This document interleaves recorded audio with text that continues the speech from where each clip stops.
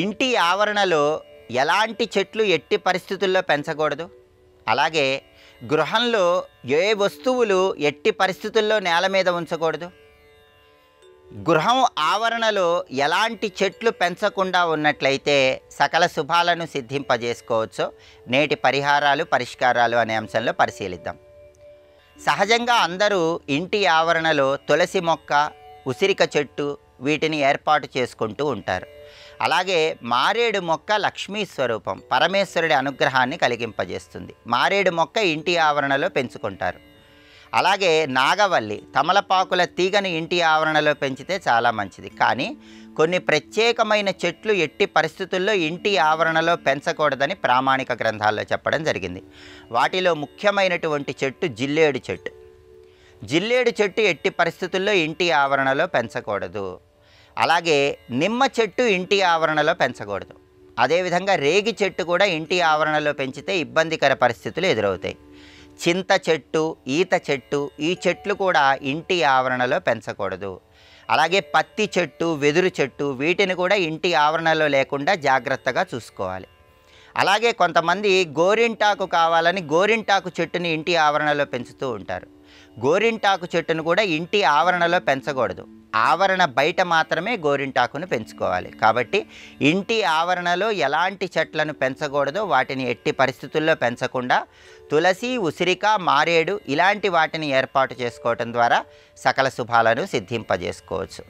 అదేవిధంగా దేవీ భాగవతం ప్రకారం కొన్ని వస్తువులను ఎట్టి పరిస్థితుల్లో నేల మీద ఏర్పాటు చేయకూడదు. ఆ వస్తువులు నేల మీద ఉంచినట్లయితే దేవతల అనుగ్రహం తగ్గిపోతుంది. దేవీ భాగవతంలో చెప్పబడిన ఆ వస్తువులలో ముఖ్యమైనటువంటి వస్తువు, మొట్టమొదటి వస్తువు శివలింగం.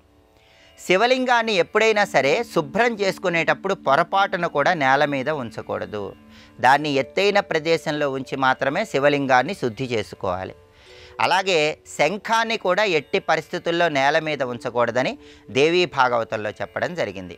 మనం గృహంలో లక్ష్మీ కటాక్షాన్ని సిద్ధింపజేసుకోవటానికి, శ్రీమన్నారాయణమూర్తి అనుగ్రహాన్ని పొందటానికి దక్షిణావృత శంఖాన్ని పూజా మందిరంలో ఏర్పాటు చేసుకుంటాం. అయితే ఆ దక్షిణావృత శంఖాన్ని శుభ్రపరచుకునేటప్పుడు కూడా ఒక పీట మీద ఉంచుకొని దాన్ని శుభ్రపరచుకోవాలి తప్ప దాన్ని ఎట్టి పరిస్థితుల్లో నేల మీద ఉంచకూడదు.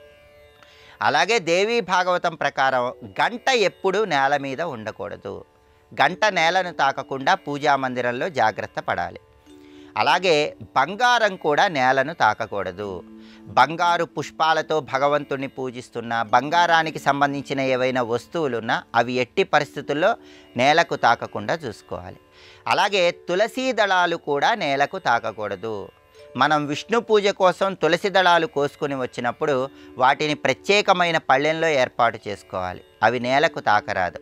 అలాగే చాలామంది పుష్పాలు కొనుక్కొని వచ్చి ఆ పుష్పాలు నేల మీద ఏర్పాటు చేసుకుంటూ ఉంటారు. కానీ పుష్పాలు కూడా ఎట్టి పరిస్థితుల్లో నేలకు తాకరాదని దేవీ భాగవతంలో ప్రామాణికంగా చెప్పడం జరిగింది. కాబట్టి ఒక పళ్ళెల్లో ఏర్పాటు చేసుకుని పుష్పాలతో భగవంతుణ్ణి పూజిస్తే ఉత్తమ ఫలితాలు కలుగుతాయి.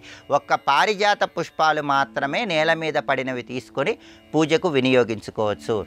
ఇతర పుష్పాలేవి కూడా నేలకు తాకరాదు. కాబట్టి దేవీ భాగవతంలో చెప్పబడిన విధంగా ఈ ప్రత్యేకమైన వస్తువులేవి కూడా నేలకు తాకకుండా జాగ్రత్త పడినట్లయితే ఆ ఇంట్లో ముక్కోటి దేవతల అనుగ్రహానికి ప్రతి ఒక్కరూ సులభంగా పాత్రలు కావచ్చు.